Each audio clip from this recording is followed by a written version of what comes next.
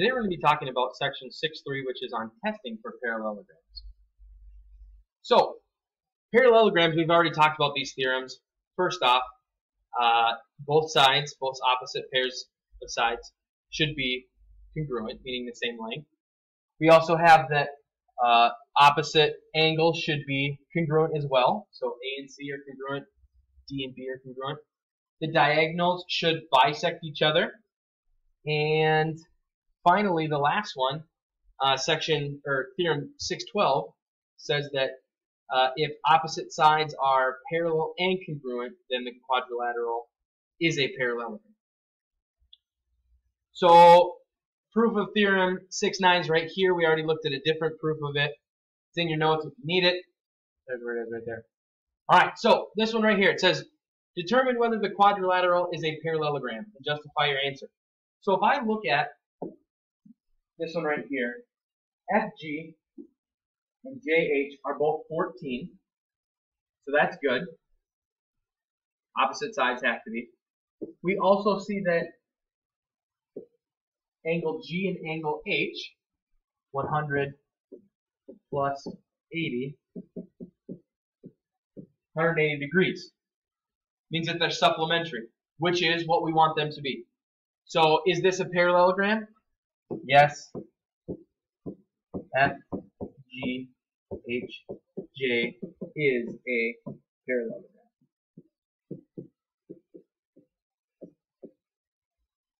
Okay? Two different things help us out. Opposite sides are congruent. Their angles are supplementary. If we look at these ones right here, I'll have you try these ones now. So it says, use parallelograms and algebra to find values. So if Fk is 3x minus 1, Kg is 4y plus 3, Jk is 6y minus 2, KH is 2x plus 3.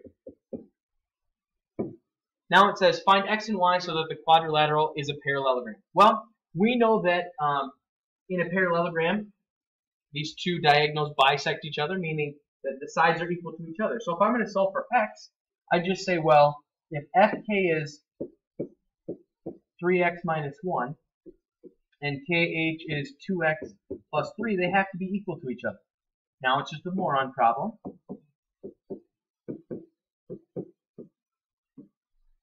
I get x minus 1 is equal to 3, add 1, x is equal to 4. So we know what x is. Now let's look for y. Well, if jk is 6y minus 2 and kg is 4y plus 3, again, just a moron problem. Subtract 4y from both sides. I get 2y minus 2 is equal to 3. Add 2, add 2. 2y is equal to 5.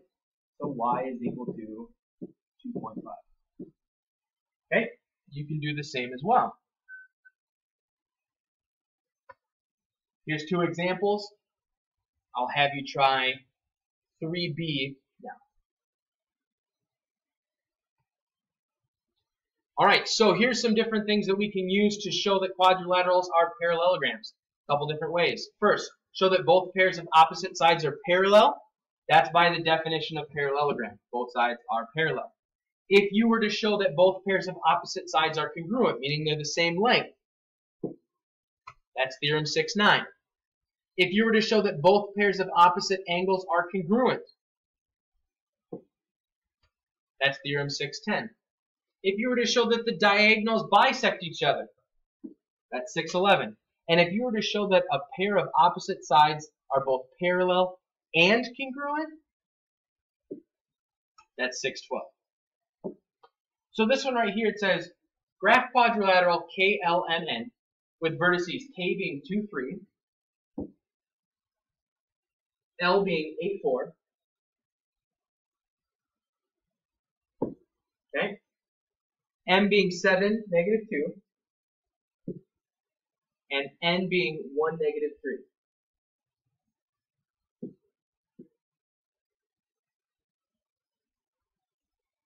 Determine whether the quadrilateral is a parallelogram.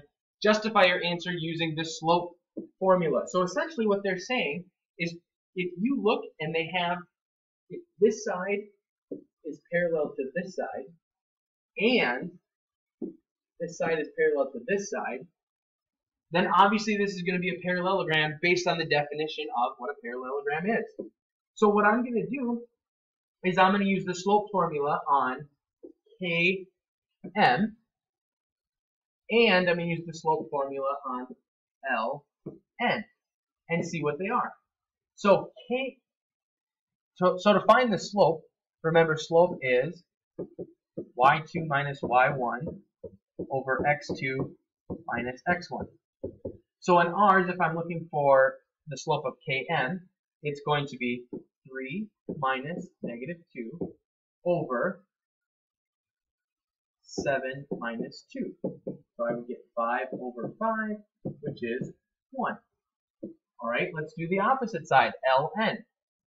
So the slope of that, again, is going to be y2 minus y1 over x2 minus x1.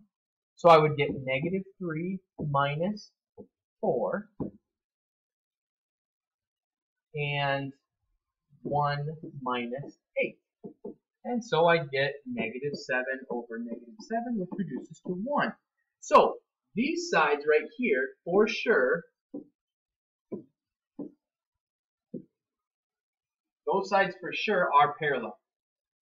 Let's try the opposite sides now, okay? So I'm going to look for the slope of, well, if this is K, L, M, N, okay, I have to find the slope of K, N now. So Kn is going to be, slope of Kn is going to be negative 3 minus 3 over 1 minus 2. So I get negative 3 minus 3 is negative 6 over negative 1. So that's the slope of 6. If I did the same for Lm, I'd get negative 2 minus 4 over 7 minus 8. So I get negative 6 over negative 1, which is a slope of 6. So notice that 1 and 1 are the same, and 6 and 6 are the same. So is this a parallelogram? It is, because its opposite sides are parallel. So here's a couple different ways you can do it. In 4a, they say use the distance formula. So what you'd be doing is you'd be finding the length of AC and the length of BD and seeing if they're equal. And then you'd also want to prove that AD and BC are equal. Okay, we won't do that one. Letter B is the easiest, using midpoint. And that's the same as what we did in section 6.2. So you find the midpoint of FH and the midpoint of GJ and see if they're equal. So you can try this one